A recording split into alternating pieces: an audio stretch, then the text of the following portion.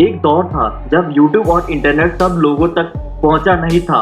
उस जमाने में जब टीवी पर ऐड आया करते थे, जब हम बहुत इंटरेस्ट के साथ उन्हें देखा भी करते थे, चाहे वो आइडिया का अभिषेक बच्चन वाला व्हाट एन आइडिया सर जी वाला ऐड था, या एयरटेल का जो AR रहमान ने धुन दी थी, या वोडाफोन का जुजू वाला ऐड। इन सभी ऐड ने हमारी लाइफ में बहुत सुंदर यादें हमें दी है। फिर आया जियो और टेलीकॉम सेक्टर से बहुत से कंपनियां बंद हो गई, लेकिन एयरटेल ने मार्केट में रहने के लिए जोरों से काम किया और आइडिया ने हाथ थाम लिया वोडाफोन का, जिसके बाद ये बन गया वी। और आज आप वी कस्टमर हैं तो आपको अपने नेटवर्क में थोड़ी बहुत दिक्कत तो हो ही रही होगी।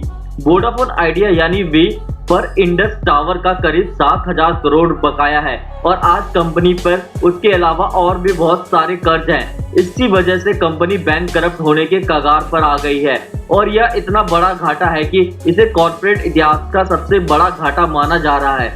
जैसे कि हम सभी जानते हैं कि जब जियो आम इंसान की जिंदगी में फ्री की सर्विसेज लेकर आया था तो आम इंसान का दिमाग चकरा गया। हर कोई इंसान सब दौड़ लगाने लगा जियो की फ्री सेवा की तरफ, लेकिन वक्त जैसे जैसे गुजरता गया हमें ये मुफ्तखोरी और कंपनी की चालाकी का पता चलने लगा और ये सब चीजें सिर्फ आम इंसानों को ही नहीं भुगतनी पड़ी, बल्कि इसकी चपेट में बड़ी बड़ी कंपनियां भी आ गई और यहीं से शुरू हुआ वोडाफोन और आइडिया का नुकसान होना। कंपनी हर साल कर्ज में और डूबती जा रही है और आज इस भारी कर्ज में डूबी वोडाफोन आइडिया कंपनी के करीब 25 करोड़ से ज्यादा कस्टमर्स भी मुसीबत में आ गए हैं। और आप सोच रहे होंगे कि कैसे, तो हम आपको बता दें कि वोडाफोन आइडिया पर इंडस टावर का करीब 7,000 करोड़ का कर्ज अभी भी बाकी है और इंडस टावर ने कंपनी को वार्निंग दी है, अगर जल्दी ही उनके कर्ज को भी वापस नहीं करेगा तो कंपनी उसके नेटवर्क को बंद कर देगी। आपको यह बता दें कि इंडस टावर इंडिया की लार्जेस्ट मोबाइल टावर इंस्टॉल करने वाली कंपनी है और भारत में 5 में से 3 कॉल इसी कंपनी के साइट से होती है। साफ साफ कहें तो भारत के टेलीकॉम सेक्टर का यह बिग बुल है और वी पर इस कंपनी का अच्छा खासा कर्ज चढ़ा हुआ है, यानी लगभग 7,000 करोड़ रुपए, और यह कर्ज इस साल और बढ़ चुका है। दरअसल कर्ज में डूबी वोडाफोन आइडिया कंपनी का नेट लॉस बढ़कर 7,595 करोड़ रुपए तक पहुंच गया है और इसके साथ कंपनी को इससे पिछले फाइनेंशियल ईयर में सितंबर तिमाही में 7,132 करोड़ रुपए का नेट लॉस हुआ था और वोडाफोन आइडिया एयरटेल और जियो के बाद तीसरी सबसे बड़ी टेलीकॉम कंपनी है जो आज भारी कर्ज से गुजर रही है। इसके लॉस का एक और फैक्टर पर नजर डालें तो अब 5G सर्विसेज को लेकर भी कंपनी पिछड़ रही है। जहां एक तरफ रिलायंस जियो और एयरटेल ने 5G सर्विसेज शुरू कर दी है, वहीं वोडाफोन आइडिया ने अभी तक इस बारे में किसी भी तरह की कोई बात नहीं की है। दरअसल वोडाफोन आइडिया कंपनी को 5G रिसोर्स सप्लाई करने वाली कंपनीज और टावर कंपनीज के साथ डील करने में दिक्कत आ रही है, क्योंकि कंपनियां वी का पूरा बकाया क्लियर करने और एडवांस अमाउंट देने को कह रही है। बता दें कि इन कंपनियों का वोडाफोन आइडिया पर 13,000 करोड़ का बकाया है, वहीं नोकिया का 3,000 करोड़ और एरिक्सन का 1,000 करोड़ का कर्ज बचा हुआ है। लेकिन ऐसा नहीं है कि कंपनी काम नहीं कर रही है और प्रॉफिट नहीं बना रही है।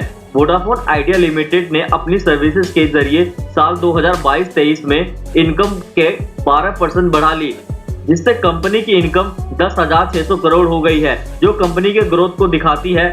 यानी एवरेज रेवेन्यू पर यूजर पर ईयरली भी अब 19% से बढ़कर 131 रुपए तक पहुंच गई है।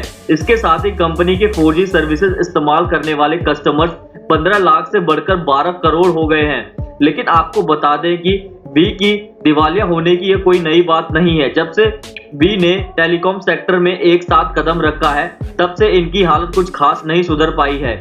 लेकिन कंपनी का सिर्फ इंडस टावर का 7,000 करोड़ का बकाया नहीं है, बल्कि अमेरिकन टावर कंपनी ATC का भी 2,000 करोड़ रुपए का कर्ज है। दरअसल कर्ज में डूबी टेलीकॉम कंपनी वोडाफोन आइडिया ने बताया है कि दिसंबर साल 2021 को खत्म करंट फाइनेंशियल ईयर की तीसरी तिमाही में उनका घाटा बढ़कर 7,230 करोड़ हो गया है। इसके साथ ही कंपनी को एक साल पहले इसी ड्यूरेशन में 4,532 करोड़ रुपए का घाटा हुआ था। अब पहले से ही मुश्किलों से जूझ रही टेलीकॉम कंपनी वोडाफोन आइडिया को एक और झटका लगा है। बता दें कि कंपनी को जुलाई सितंबर तिमाही में 5,000 करोड़ का घाटा हुआ है। अब इतने बड़े घाटे को देखते हुए कंपनी का बिजनेस को जारी रखने का काबिलियत पे सबको शक हो रहा है। और हो भी क्यों ना हो, आखिरकार अमाउंट ही इतना बड़ा है कि अब वी के यूजर सोच में पड़ गए हैं कि आगे क्या होने वाला है। जब से डाटा और कॉलिंग के रेट बढ़े हैं तब से आम आदमी वैसे ही परेशान है, और वी के ये हालत आगे क्या होने वाला है यह यूजर्स के साथ साथ कंपनी का भी बड़ा कंसर्न है। क्योंकि इतना तो साफ है कि वोडाफोन आइडिया इतनी आसानी से टेलीकॉम सेक्टर से नहीं जाने वाली, क्योंकि यह भारत की 3rd और दुनिया की 11वीं सबसे बड़ी टेलीकॉम कंपनी है। अब देखना यह है कि कंपनी इस मुसीबत से कैसे बाहर निकलती है। अगर हम बात इसी की करें कि कंपनी इससे कैसे बाहर निकलती है इतने बड़े कर्ज से, तो बता दें कि उम्मीद तो सभी को है कि लेकिन यह इतना आसान से नहीं हो सकता, क्योंकि जितना कर्ज में वोडाफोन आइडिया अभी है उस हिसाब से इसे कॉर्पोरेट इतिहास का सबसे बड़ा घाटा माना जा रहा है। और वहीं एयरटेल का घाटा इंडिया में तीसरा सबसे बड़ा घाटा है। और इस बारे में वोडाफोन आइडिया का कहना है कि इस सर्विसेज को जारी रखने के लिए हमारी उम्मीदें सरकार से मदद मिलने और प्रपोजल लीगल रिलीफ के रिजल्ट पे डिपेंड करती है। तो यह तो बात थी कंपनी कर्ज की, लेकिन अगर कंपनी सर्विस नहीं कर पाई और बंद हो गई तो वोडाफोन आइडिया के कस्टमर यूजर्स का क्या करेंगे। आज वोडाफोन आइडिया के पास लगभग 25 करोड़ यूजर्स हैं, लेकिन यूजर्स को चिंता की कोई जरूरत नहीं है, क्योंकि अगर वी बंद भी हो जाती है तो कंपनी के बंद होने से पहले कस्टमर को 30 दिन का एडवांस नोटिस दिया जाएगा, और इन 30 दिनों में यूजर्स अपनी मर्जी से अपने नंबर को दूसरे टेलीकॉम ऑपरेटर्स में पोर्ट कर सकते हैं। हालांकि नोटिस पीरियड खत्म होने के बाद यूजर्स को कनेक्शन सरेंडर करना होगा, बिल्कुल उसी तरह जब साल 2018 में एयरटेल के बंद होने के बाद यूजर्स को दूसरे ऑपरेटर्स खोजने पड़ रहे थे, जिसके बाद ट्राई यानी कि telecom regulatory authority of India ने उस दौरान यूनिक पोर्टिंग कोड की सर्विस शुरू की थी, और इसी को मोबाइल नंबर पोर्टेबिलिटी कहा जाता है। अब यह तो थी कस्टमर की बात, लेकिन वोडाफोन आइडिया के बंद होने से जियो और एयरटेल को कितना फायदा होगा। अगर टेलीकॉम एक्सपर्ट की माने तो वोडाफोन आइडिया के पास लगभग 2 करोड़ पोस्टपेड और 25 करोड़ प्रीपेड यूजर के साथ 25 करोड़ एक्टिव यूजर्स हैं।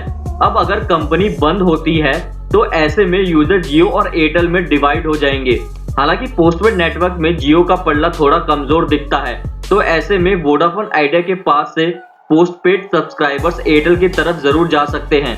वहीं दूसरी तरफ जियो फोन नेक्स्ट की लॉन्चिंग की वजह से प्रीपेड सब्सक्राइबर जियो की तरफ जा सकते हैं, और इसी के साथ वोडाफोन आइडिया के बंद होने से एयरटेल और जियो का बड़ा फायदा मिलेगा। अब जहां कस्टमर इन दोनों कंपनीज में पोर्ट होंगे तो वहीं वोडाफोन आइडिया को होने वाली इनकम भी इन दोनों कंपनी को ही मिलेगी। बता दें आज वोडाफोन आइडिया के प्रीपेड कस्टमर से 109 रुपए ऑन एवरेज कमाई होती है, वहीं पोस्टपेड कस्टमर से कंपनी को 350 रुपए ऑन एवरेज मिलता है।